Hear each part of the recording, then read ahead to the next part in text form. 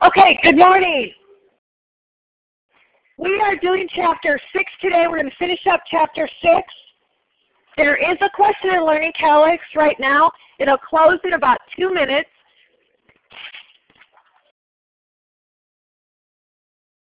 Question? Okay, good. So you want to make sure you get logged into Learning Analytics. That question will be open for about a minute or two. Session ID is on the screen. Haley keeps pasting it into the chat room. Okay, just some reminders. So, learning homework for Chapter 6 is due this Saturday. If you're in Section 3, which is not the vast majority of you, you have a quiz in My Accounting Lab, so you know who you are if you're in Section 3. Our session ID is on the screen. Again, there is a question there for you. Okay, so that I could get homework how-tos to you earlier than Friday morning. We're not doing the live Fridays now, but I'm going to record the homework that we don't do in class for this chapter and some of the homework in future chapters, but I'll do all the homework for this chapter that we don't do in class. I'll get those up on YouTube, and those will be available by Thursday afternoon each week. If I'm doing any, they'll be available by Thursday afternoon. I hope to get them done today is my goal. So you'll just look on the YouTube channel. Those will not be in Collaborate. They'll just be on YouTube. And they'll be short because I'll do one homework problem per video. So if you're doing the homework and we didn't do it in class, look at the YouTube channel for additional how-tos if you need those.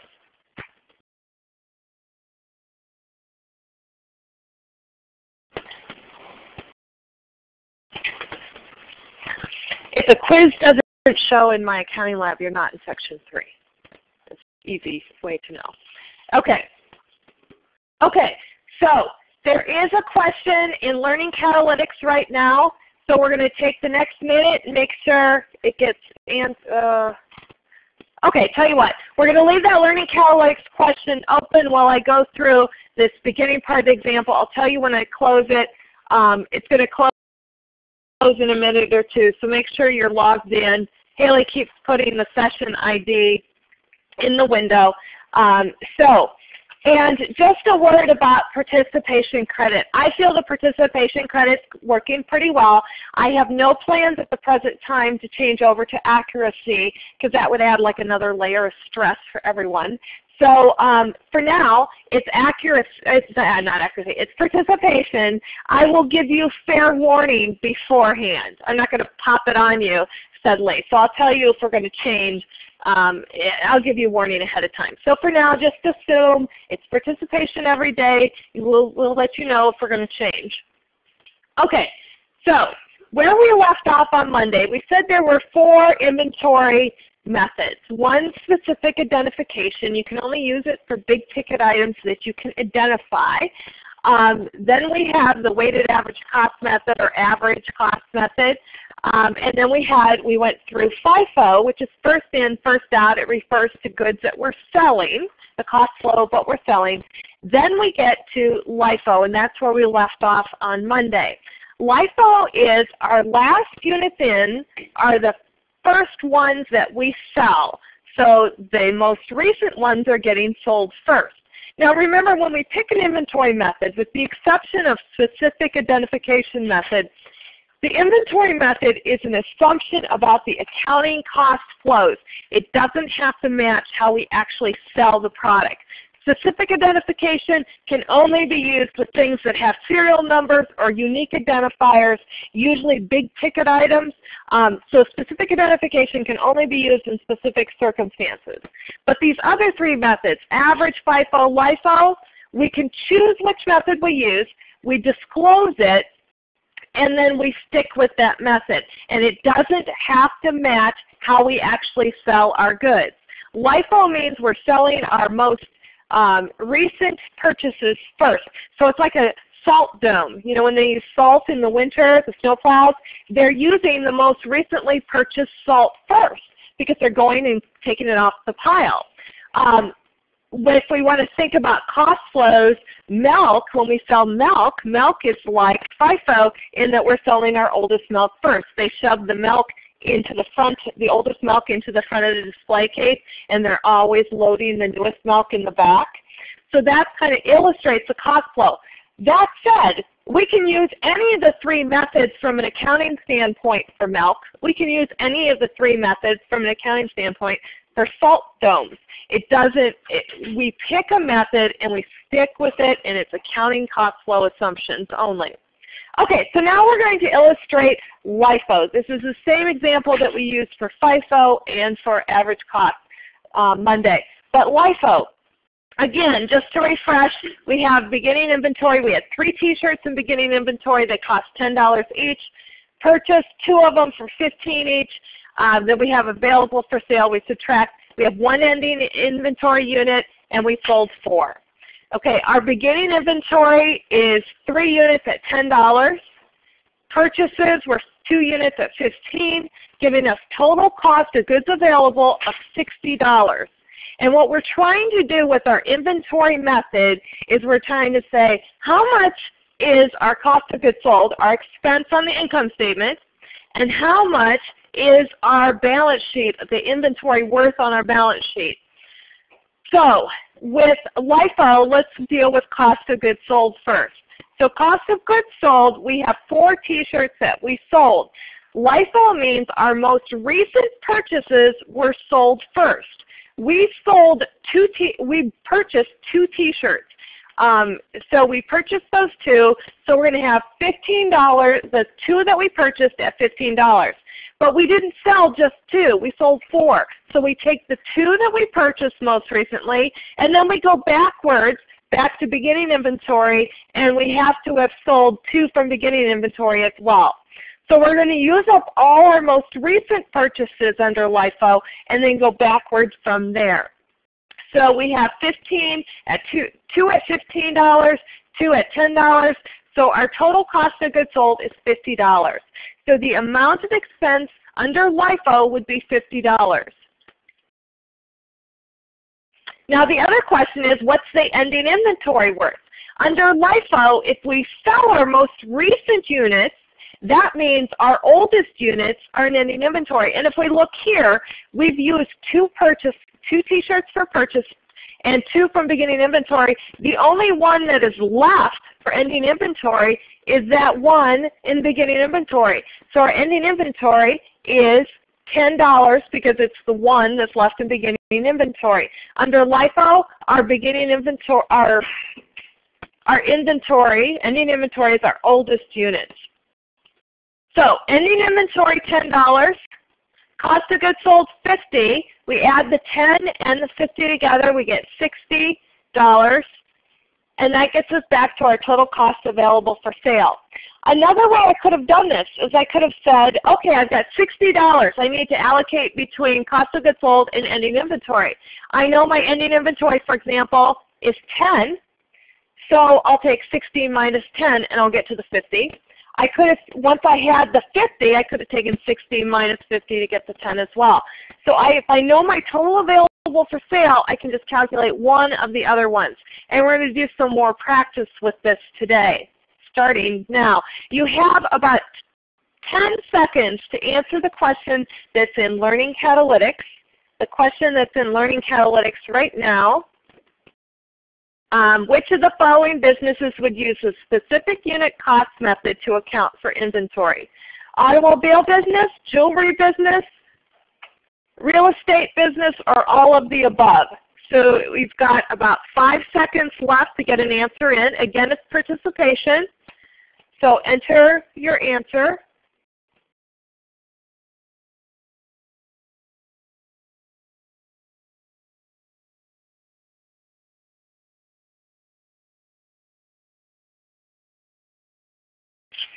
I'm guessing it's a login issue.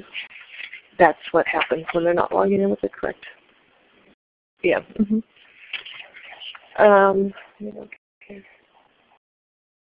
Okay. Close that one. Okay. So the answer for the Learning Catalytics question, as you'll see, is all of the above. Starting with automobiles. Automobiles have a serial number, so they would use specific identification. Real estate has Parcel numbers. Real estate's unique. We can keep track of it, and it's typically high priced. So that would use specific identification. So without going any further, we know it has to be all of the above because there's no choice for just those two. Jewelry. We assume that this is high-priced jewelry to make it fit with the rest. It could, if it's costume jewelry, probably not, but to make the best answer is going to be all of the above. So that would be high-priced jewelry, high-end jewelry. Okay, so now we're going to do another question's coming up, but I'll get to it here. Our facts. The facts are the same thing. I put the session ID up in the corner of the screen. Our beginning inventory, we have 10 units at $12 each, purchase 5 units at $15. This is the exact same facts that we used on Monday. Now we're doing LIFO. So we have 7 units left in ending inventory. We calculated that 8 units were sold. So the question that you're getting pushed out to you in Learning Catalytics is what's the total cost of inventory available for sale? From Joshua, have him tell you his login, not the password, but we want the login that he's using. Just the username, the thing that's public.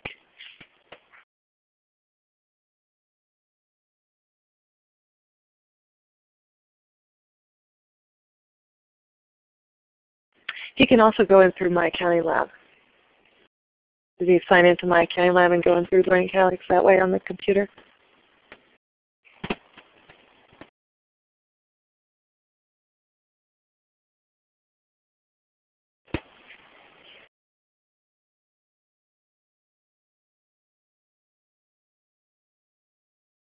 And make sure not using Internet Explorer.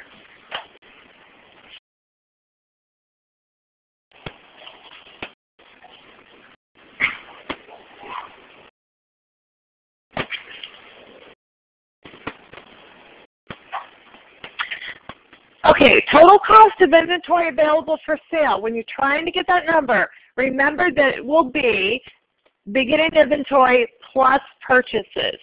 Okay? That's the total cost of inventory available for sale.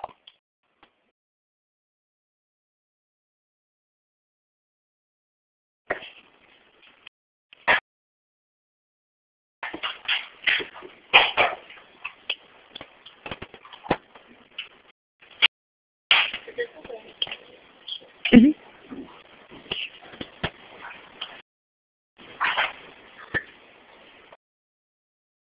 This is a Learning Catalytics question, even though it's not showing on the screen. I just can't display it as nicely for recording.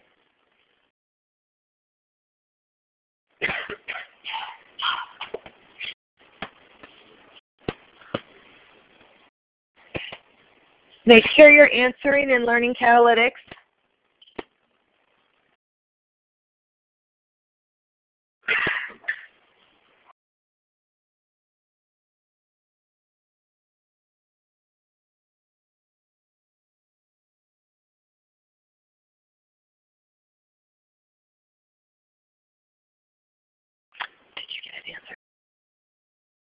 Okay. We're going to close it here in a minute. Oh, no. Okay, total cost of inventory available for sale is your beginning inventory plus your purchases. We're going to close this in about 10 seconds. These are the same questions from Wednesday, aren't they? From Monday, these are LIFO. On Monday we did, I'm answering for you, I'm jumping in. We did FIFO there. The total cost of inventory available for sale, we'll talk about that, but yeah. This is a LIFO example.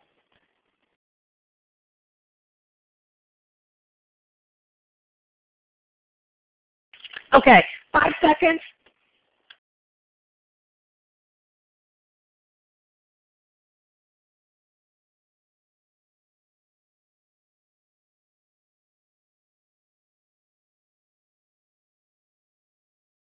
Okay. And your answer is going to be 195 and your beginning inventory plus your purchases. Note that it doesn't matter what method you're using. It doesn't matter what method you're using. the total cost available for sale is going to be the same in these examples here. So we have our beginning inventory plus our purchases. It's going to be the same across all the methods.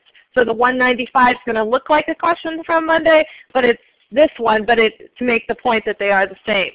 So the next question, and these are coming out from Learning Catalytics. These are in Learning Catalytics as well. What is ending inventory? What's the value of ending inventory? Cost of ending inventory.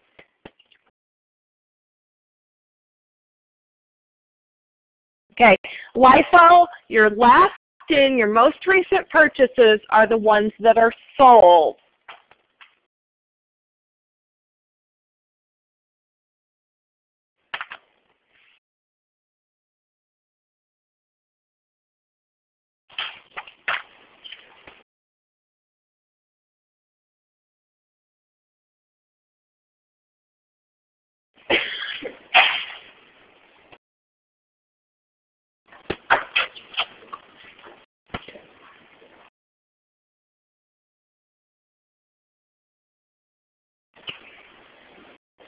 Mm-hmm.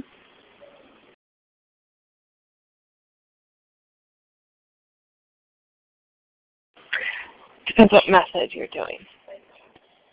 Right. Well, LIFO, it's going to come out partial on the recording. So I'm going to walk through it. But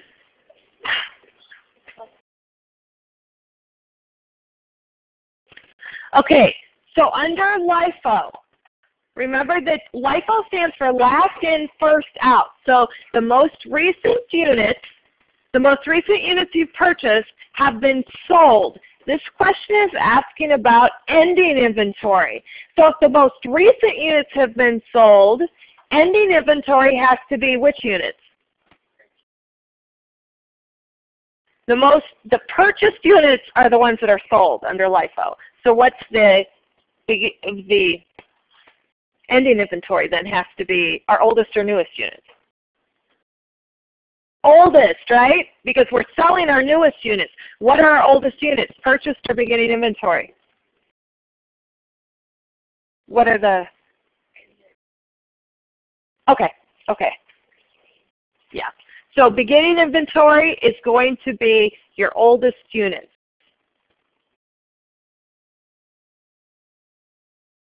Where are we on this? Okay, pretty close. Okay, so about 5 or 10 seconds to get your answer in. Again, participation.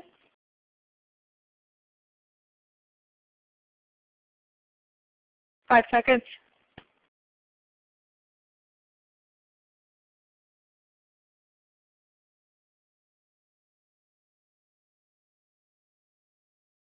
Okay, ending inventory. Ending inventory is going to be, we said we have 7 units in ending inventory. So 7 units in ending inventory, it's going to be our oldest units.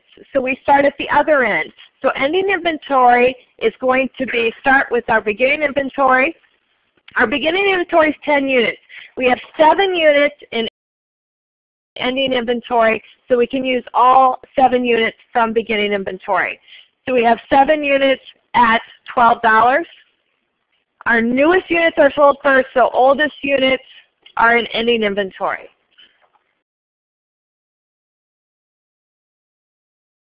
Okay, next question then. Okay, what is cost of goods sold? So now we're asking about the units that are sold. How are we going to value those?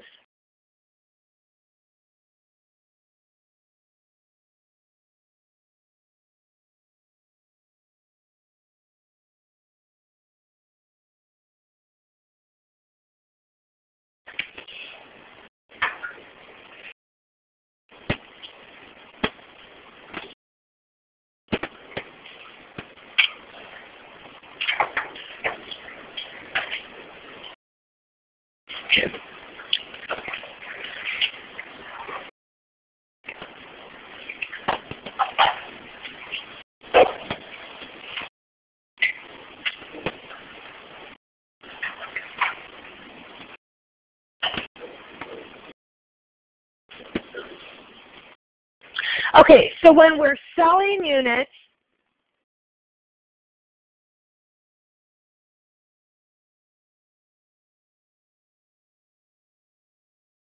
okay, cost of goods sold, we're selling under LIFO, last in, first out, so we're going with the most recent one. So we're going to sell all of our purchases first, and then whatever we have left over is going to come out of beginning inventory.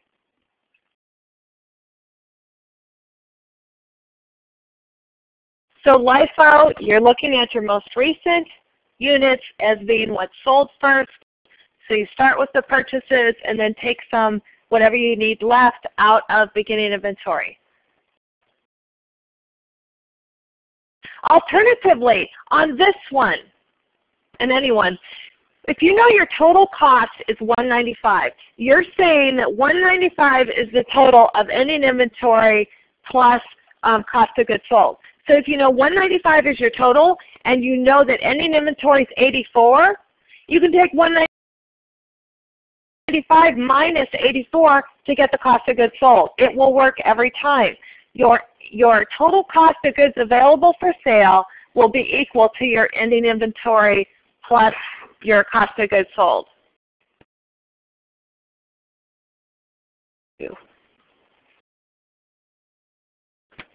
Okay, so the answer here is 111. You have 5 seconds to answer that one.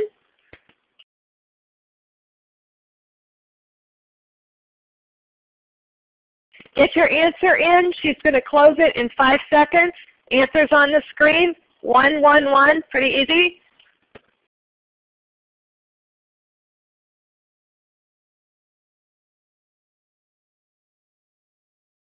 Close out a learning calendar, go back in, but. Okay, so how I got that is either, I could do it one of two ways. I could take 195 minus 84, gives me 111, or I could take 5 of the purchases at $15, then I would have to go back and get 3 units from beginning inventory at 10, and I come up with that same 111.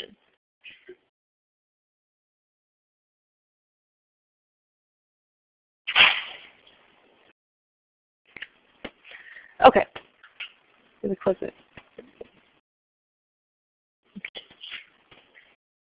Okay, so moving on, we're going to do another exercise with that coming up here towards the end of class. Okay, just things to note. We've got some basic reference items that we should know for this chapter. Inventory is an asset.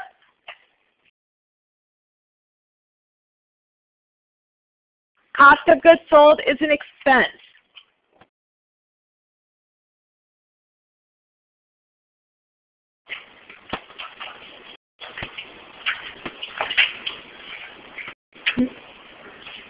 After.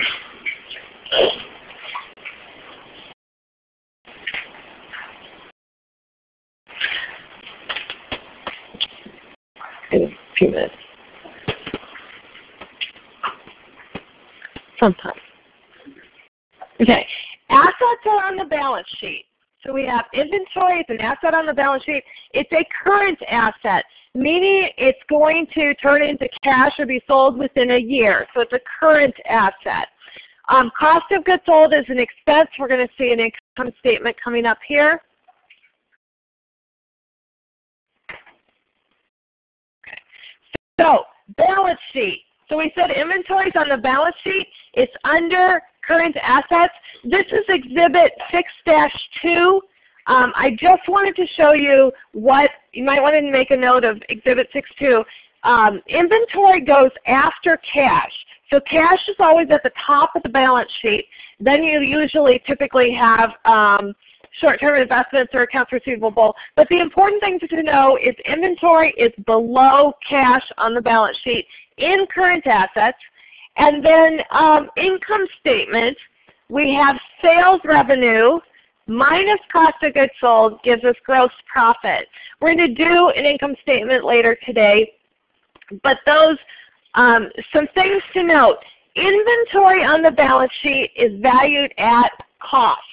So when we value something when we look at a balance sheet and we see inventory, it is valued at cost. It's not valued at our selling price. It's valued at the cost that we have into it. Income statement, sales revenue is recorded at our selling price. So if we sell inventory, we're going to record the sale at selling price. The cost of goods sold, though, when we record the reduction of inventory from the sale, that gets recorded as cost. So both inventory and cost of goods sold are recorded at cost. The only time selling price comes into play is when we sell it, and there's our sales revenue.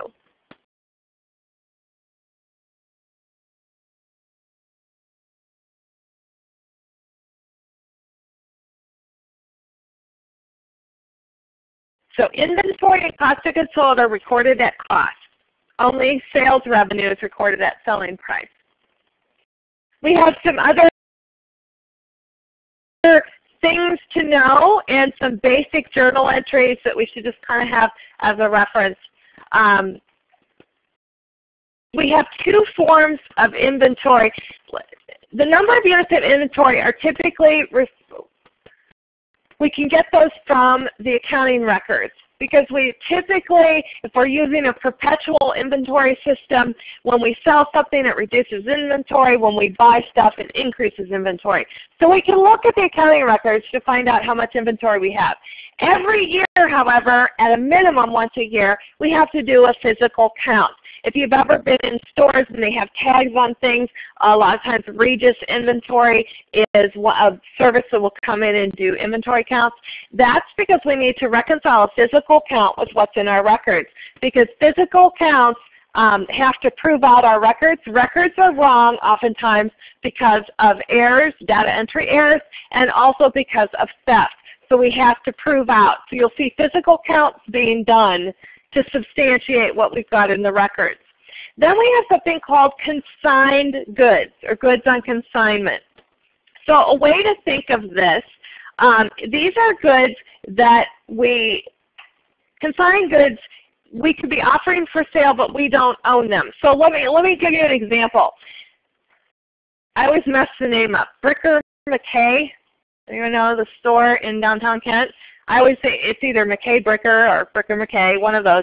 But anyways, they sell these really neat squirrel statues down there. They're about a foot and a half high, and they're nice and heavy. Well, those squirrel statues are actually owned by the Kent State Bookstore. Bricker McKay does not buy those as inventory. They actually, when you buy one, I found this out because I bought one, they don't enter it in their cash register. They take the money and they put it in an envelope, and I asked the woman about it, and she goes, oh, we just put those on the shelf from the bookstore. The bookstore still owns them, and we just collect some money for the bookstore. So those squirrels that Bricker McKay has are on consignment. The bookstore has said, here's our squirrel inventory. Here's some squirrel inventory. You hold it. Now what's interesting about this is those squirrels, who has them on their balance sheet? The university, bookstore, or Bricker McKay? They're sitting at Bricker McKay. This should have been a question. We should vote here. Let's do that.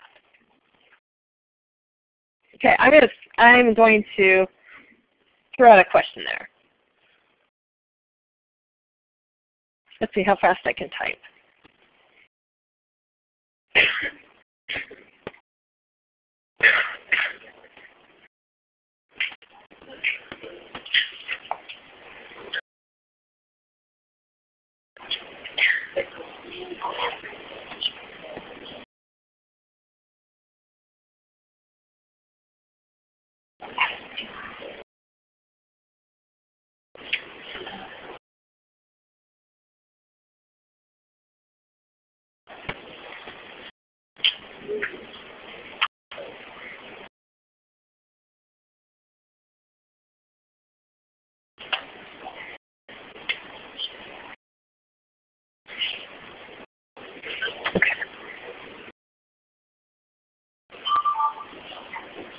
Okay.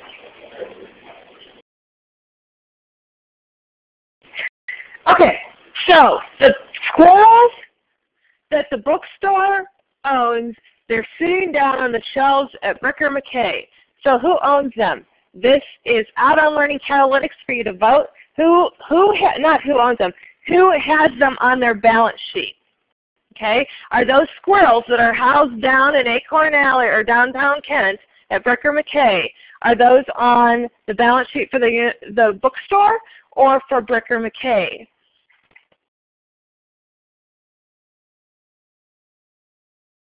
Okay, so we have these squirrels. Got to get your answer in here. We have these squirrels.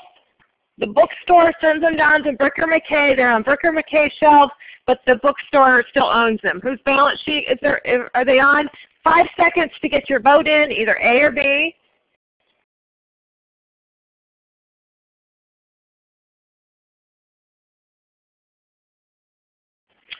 Okay.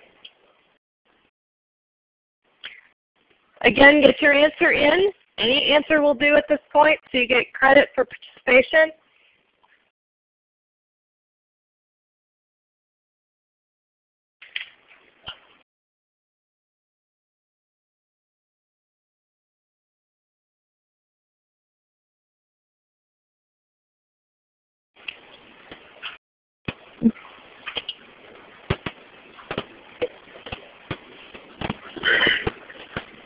Okay.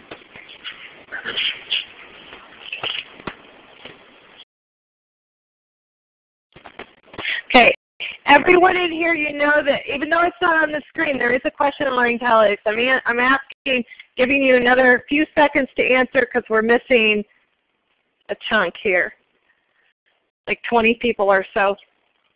Okay, A or B?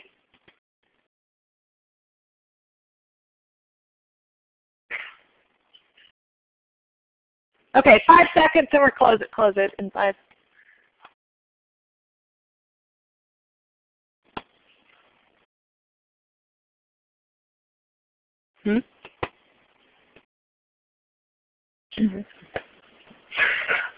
Okay, so the answer, you see it on there, the answer is the bookstore. Those squirrels are out on consignment to Bricker McKay. The bookstore owns title to them. The bookstore has them on their balance sheet. The bookstore shows them on the balance sheet. Bricker McKay does not show anything on there. If the bookstore gives Bricker McKay some money for selling them, like $1 or $2 for every squirrel they sell, then Bricker McKay will recognize that as commissions or something like that. But they never have those squirrels on their balance sheet. So that's what we're talking about, consigned goods. The bookstore has the squirrels off-site, but they still have them on their balance sheet. McKay Bricker has them in their store but doesn't own them, so they're not on their balance sheet. In-transit goods, FOB shipping point, FOB destination, who holds title to the inventory is whose balance sheet it's on. Okay, so FOB shipping point means it transfers at the point of shipment. So, and an FOB destination transfers at when it reaches. So it's always who owns the goods is where it shows up on the balance sheet.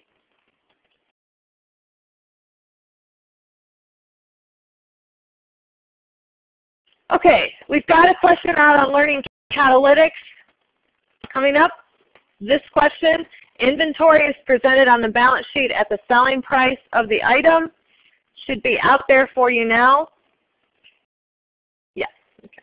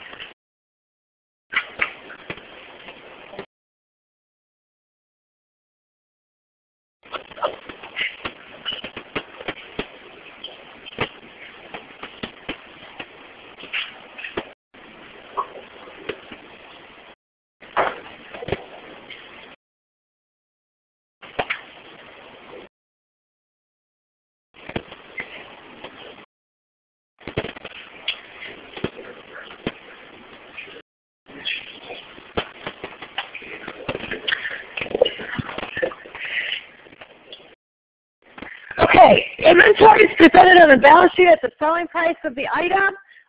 You've got about 10 seconds to answer true or false here, and we're going to close this one. So do we put inventory on the balance sheet at the selling price of the item? True or false?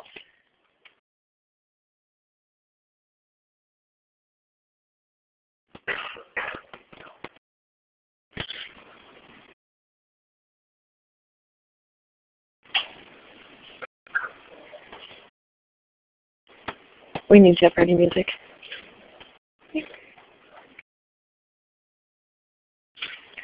Okay, this is false. The inventory is always on the balance sheet at the cost of the item. Okay, so we always put inventory on our balance sheet at the cost of the item.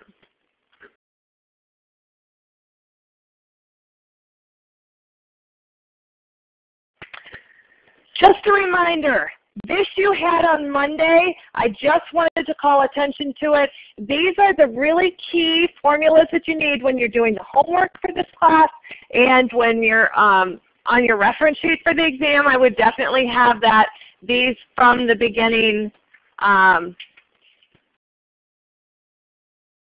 Monday, so you know you can get from beginning inventory plus purchases equals available for sale, and then you can either solve for cost of goods sold or ending inventory.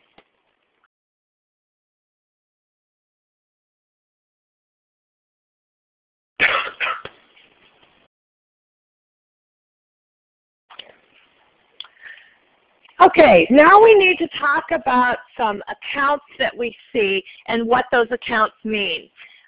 In this particular one, what I want to highlight here are the different terms. We've got some phrases. So the phrases and the dollar values are not important in this case other than what you subtract. We have the purchase price, we have freight in, purchase returns, purchase allowance, purchase discounts, and net purchases. So what I want to do is I want to give you a minute to write these terms down, and then we'll talk about each one. But I'll wait till I see a majority of people done writing. So we're just going to go silent for a minute or two.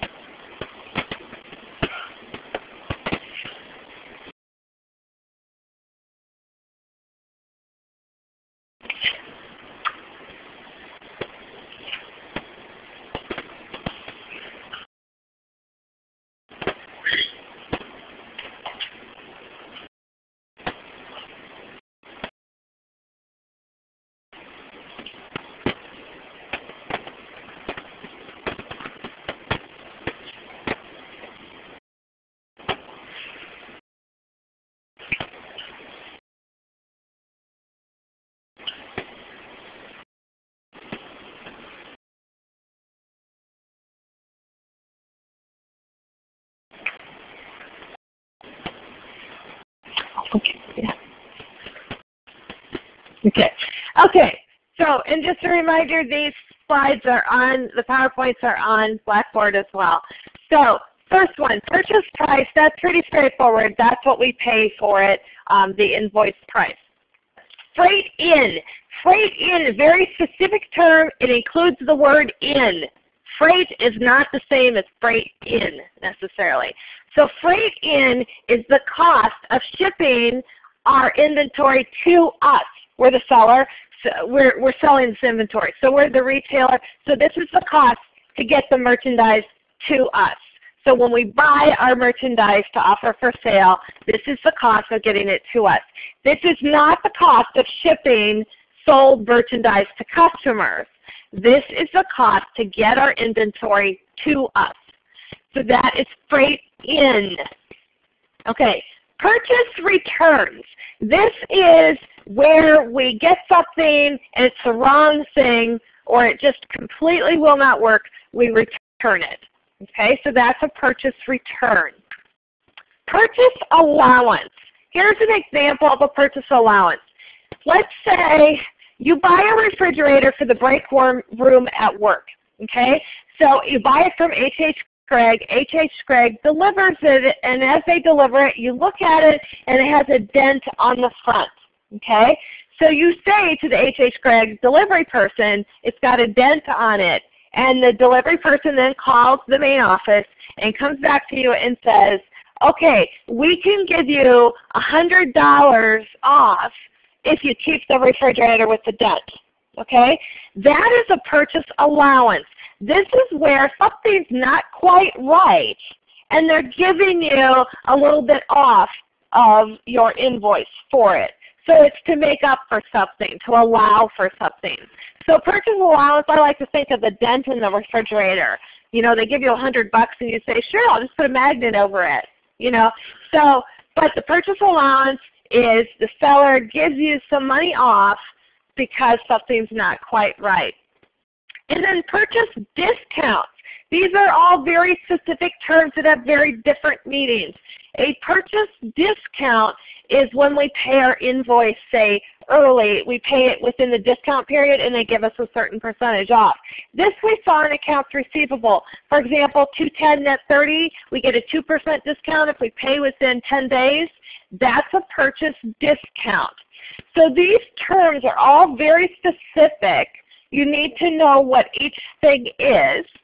And then purchase price plus freight in, and then the other things are subtracted. Purchase returns is subtracted, purchase discount, and purchase allowance. They're all subtracted to get our net purchases.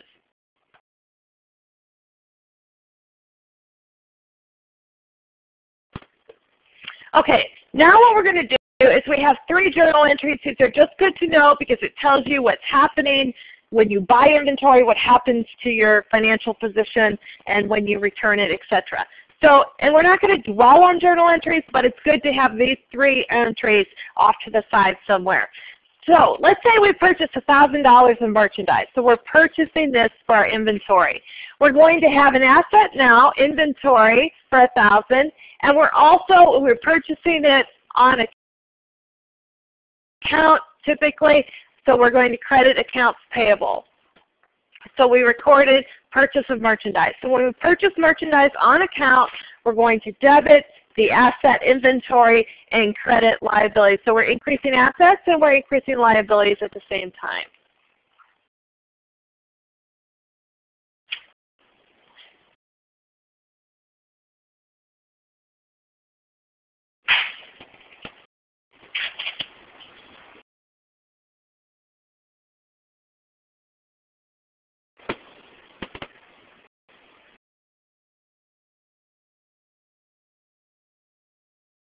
Okay, so that's to record the purchase of inventory. So when we purchase inventory, assets are going up, liabilities are going up. Now we look at what happens when we return or we pay it off. So let's say we pay off the inventory, and so if we're going to pay off, if there's no discount involved, we just do that entry we just did backwards. But let's say we paid it within a discount period. If we have a 210 net 30 payment, first thing we need to do, calculate that discount. That discount is going to be $1,000 times 2%. So we're going to see purchase discount, $1,000 times 2% gives us $20. So we're wiping out the liability for $1,000, and then we're going to credit purchase discounts for the $20, and we're going to credit cash for the $9.80. Okay. So the discount is $20, and cash will actually be, we actually have to pay the $9.80 because we don't have to pay the discount amount of the $20.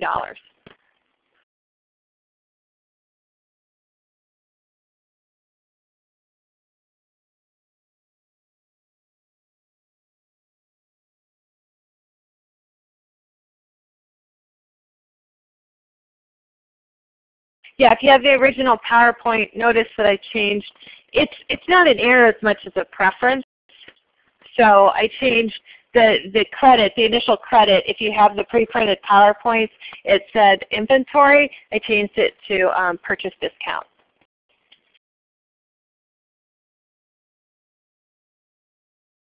Okay, so that was when we pay it off. So next, the only other journal entry we have here is what if we return the merchandise? And we return the merchandise, we're going to debit accounts payable, and then we're going to credit purchase returns or inventory. This is another thing where it's kind of a preference thing. Here it's showing a credit to inventory. I would usually typically credit purchase returns. You're not going to have to make that choice between those two. But when we return merchandise, it's reducing our liability with that debit.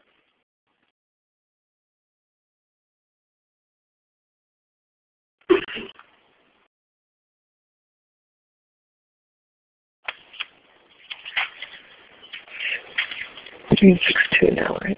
Is that your recollection? Okay. Okay, so those were the 3 journal entries. Just a quick overview. We are not going to dwell on journal entries this time, but you want to have those off to the side in case you need them. What we're going to do now, a little summary of just kind of what we've been talking about, FIFO, LIFO. FIFO, LIFO, for cost of goods sold, it will always be our oldest units expensed under FIFO. Under FIFO, our newest units are in ending inventory. LIFO, so it's just a nice little chart that you have to kind of summarize it, because you're going to get questions that say our newest units are under FIFO, the newest units are where? In cost of goods sold or ending inventory. So you'll get those kind of questions. And this little summary chart can answer a lot of those. So that's a nice little summary.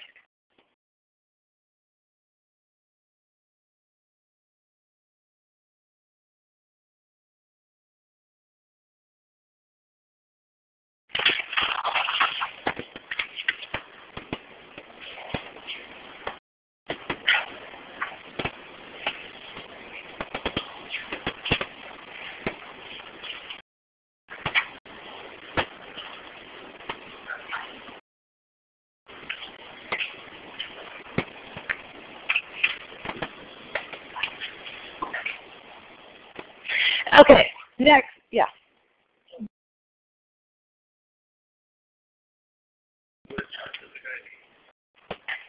No, because specific ID, the question is, can you use FIFO or LIFO with specific ID? No, you adopt one method. I mean, so you have, let's say you sold automobiles and chocolate bars. Well, you can use specific identification for the automobiles and FIFO for chocolate bars or something. But within automobiles, you have a serial number and you're tracking which one each one's going. So you're not going to combine methods like that. But you can have different classes of products with different inventory methods, but you have to disclose it. Right? Okay. Okay. Okay. Now, companies can choose FIFO, LIFO, or weighted average. Companies can choose specific ID only if they have a product that has serial number or, yeah, you'll have to page through to find this one somewhere. It's in there, right there. It's the one here. We'll do this. It's the one, if you're looking through the PowerPoints, it's the one that looks like that, the stair steps. It's in there. The other notes are useful. It's just skipping ahead. There you go. Okay, yeah. So I'm going to go back, but that's the one you're looking for. Easier to identify that way. Okay, so anyways, companies can only use specific identification if they have products that can be uniquely identified through serial numbers or parcel numbers or something like that, and typically high dollar value. Then if that doesn't apply, companies can choose FIFO, LIFO, or average cost method. And it is not a reflection of the product. It's how they're assuming their accounting cost flows go. Now, companies choose based on a lot of different things. LIFO is very attractive for U.S. companies because of this. when prices are rising, which they have been historically, we have a little bit of inflation every year. So prices rise generally. If our prices increase, our costs increase, then that's going to give us our lowest taxable income under LIFO because we're using our most recent inventory for our cost of goods sold. So we have the highest cost in cost of goods sold under LIFO. If we have the lowest taxable income, that will give us the lowest income tax. So the lowest taxable income is going to give us the lowest income tax, which will then give us more cash available because our check that we write to the federal government is not as large. So investors, you say, well, I'm going to use LIFO and I'm going to show a lower income to my investors. Won't they be upset? Well, investors look and they see, because you tell in your annual report, you say, I'm using LIFO. That's a signal to investors that you're saving on taxes, so they're okay with it and they can compare companies that use LIFO. And there are adjustments you can do to kind of approximate others. So companies have this huge incentive to use LIFO because it's going to lower your taxes paid and it's going to increase the amount of cash you have available for you. Notice that I said U.S. companies. In the international arena, with international financial reporting standards, LIFO is not allowed. It doesn't exist. So in the international arena, you're choosing between average and FIFO. There is a movement underway in the United States to eliminate LIFO.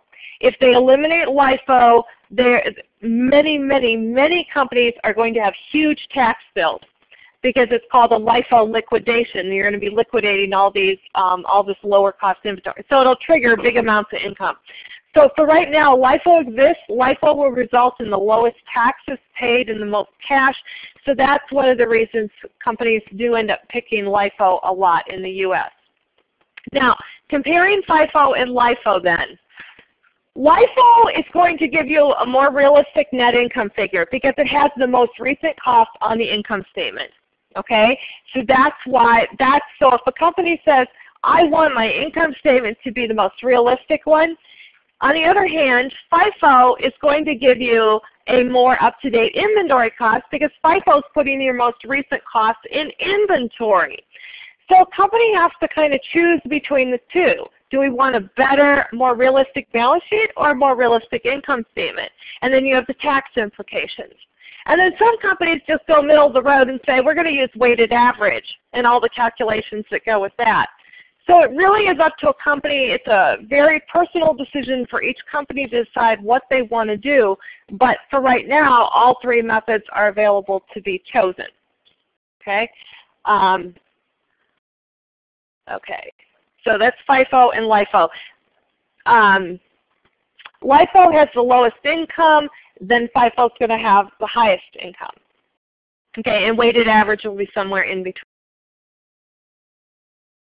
the two.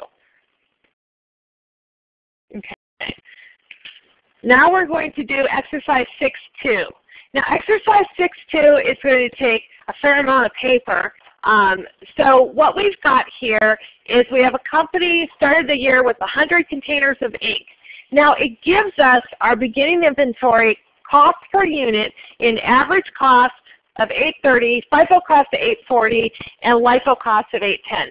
So it's giving us those right in the problem. During the year, they purchased 700 containers of ink at $9.90 and 600 and sold 600 units for $19.50 each. And it paid operating expenses throughout the year for $3,750. Okay, so those are the facts they're giving us. What they want us to do is to prepare an income statement for each of the three methods. So basically, we can see what the income is under all three methods. So when we do this, when you do this on your homework, the first thing you have to do isn't even asked for explicitly. Question. So the question is, how many units were ending inventory? Doesn't matter what method you're doing, you have to figure that out. It's not a question asked in the problem, but you're going to need to calculate it. So when we look at this, they tell us we started the year with 100 containers. So they gave us beginning inventory of 100. They gave us purchases of 700. So we have beginning inventory of 100, purchases of 700, and then it tells us we sold 600 units. So we started with 100. We purchased 700. It gives us 800 available. And we sold 600. So we sold 600. So what we have left is 200. So what we've got here, beginning inventory 100, purchased 700, our sold are 600. And I flipped this around for a reason, and you'll see when we do these. Our ending inventory, we had to, remember we're asking how many units were in ending inventory. Our ending inventory is the beginning 100 plus the 700 we purchased minus the 600 we sold, which is the 200.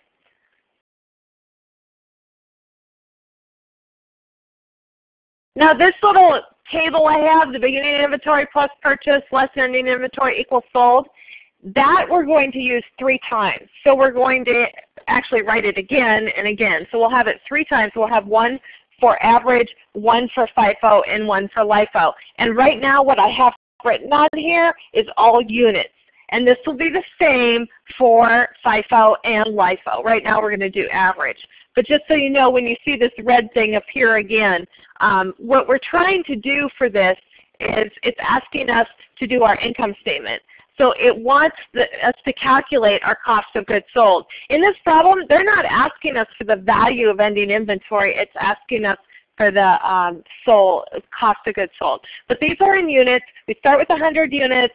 We purchased 700. We had ending inventory of 200, giving us sold of 600. Okay, so we're going to get started with the first one. We're going to do average method first. Okay, so average method, when I look at the information they gave me, they told me the 100 containers of ink they started the year with had an average cost of $8.30 each. So I'm going to take those 100 units at $8.30. And then right below there, it tells me we purchased 700 containers of ink at $9.90 each. Okay, so we purchased the 700 at $9.90, so then I can fill in the totals. So my beginning inventory under average cost was $830. My purchased was $6,930. So I have a total of $7,760, adding my beginning inventory plus my purchase together.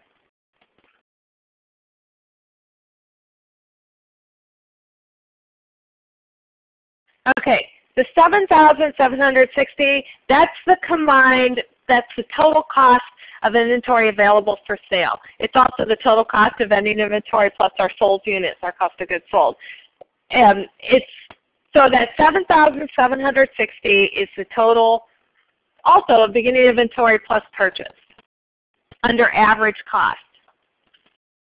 Okay, so if that's the total of what we have available, I can take that total and divide by the number of units in beginning inventory plus the number I purchased. What I'm trying to do is I'm coming up with an average cost per unit. So I'm going to take that $7,760 and divide by the 100 units in beginning inventory plus the 700 I purchased. So I'm just coming up with a weighted average cost per unit. So I've got $9.70 per unit as my average cost.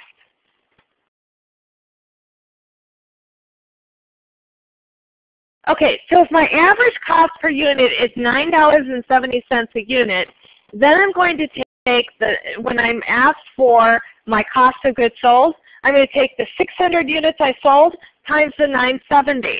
So the 600 units I sold times the 970 gives me 5,820. That's my cost of goods sold under the average method.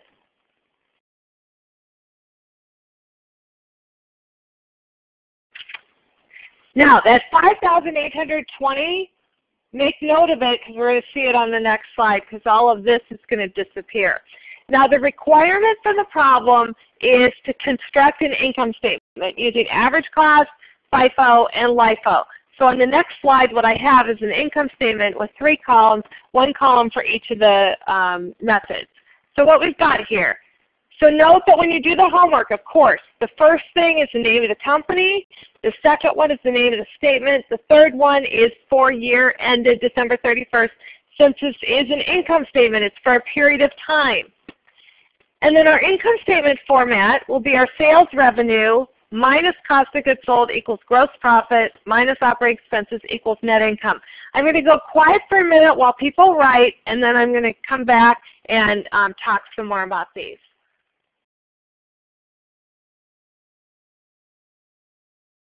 On an income statement, we always take our sales revenue less cost of goods sold, gives us gross profit, or gross margin it's also known as. And then after that, we subtract our operating expenses to get net income. Now notice I filled in sales revenue all the way across. Sales revenue will be the same regardless of the method we're using because the selling price doesn't change. So our sales revenue is $11,700 for FIFO and LIFO as well. So we might as well fill those in. Same with operating expenses. Operating expenses are the same regardless. Those are things like the utilities for our store, the insurance on our store, things like that. Operating expenses, $3,750 all the way across. So we have done the first column. Our net income under average is going to be $2,130, and now we're going to do FIFO. So we're going to do the same thing we just did except with FIFO, and then we're going to fill in the FIFO column and then LIFO. Okay, so FIFO. So FIFO tells us, so again, we have that same basic set of facts, the units. Beginning inventory, 100 units. Purchased, 700 units. Ending inventory, 200 units. Gives us sold to 600. So those haven't changed. What's changing are the numbers off to the side. Our beginning inventory, 100 units at $840 each, and that's told to us in the problem. So we have $840. Our purchased, we purchased the same amount regardless of method. So our total cost of ending inventory and sold units is $7,770 under FIFO.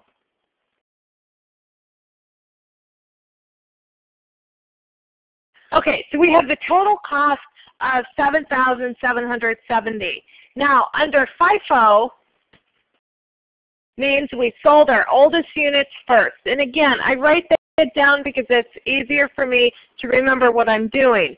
So we're talking about the 600 units we sold. We sold 600 units under FIFO. Those are the oldest units.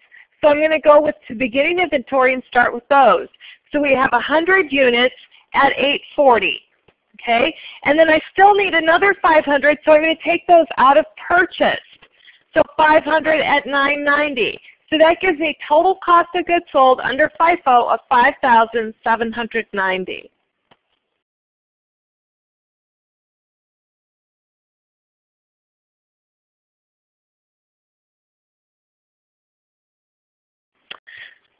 So the $5,790 is our cost of goods sold under FIFO. So keeping that number in mind, we flip back over to our income statement and we put in the $5,790 of cost of goods sold under FIFO. So we get gross profit of $5,910. Subtract our operating expenses, get our net income under FIFO of $2,160.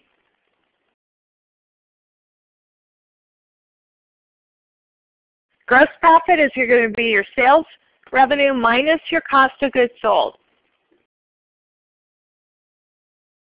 When you see a single underline, it's going to be the two numbers above it either added or subtracted, or all the numbers above it up to the prior single underline.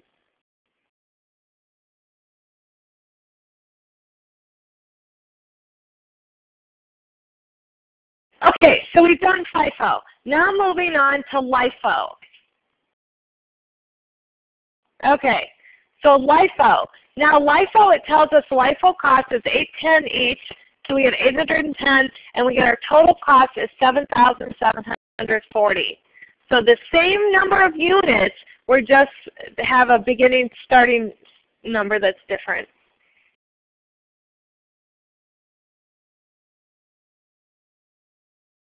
LIFO means that we sold our newest units first. So we're looking for cost of goods sold under LIFO. We're starting with our newest units. Our newest units are those purchased units. So I sold 600 units. I'm going to look at my purchases.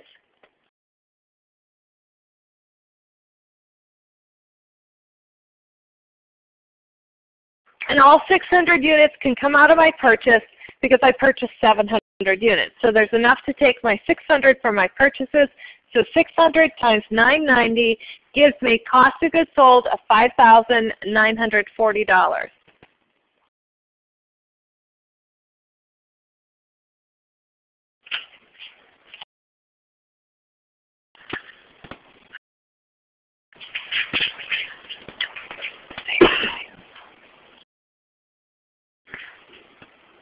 Okay, so then that 5,940 ends up on our income statement out there in the LIFO column.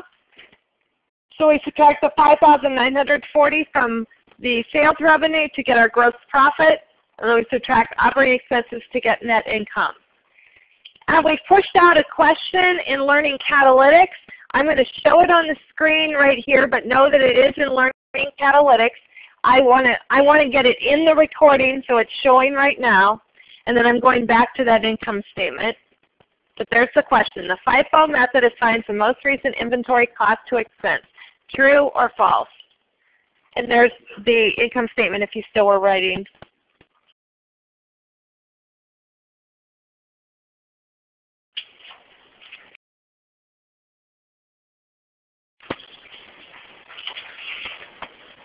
Yes.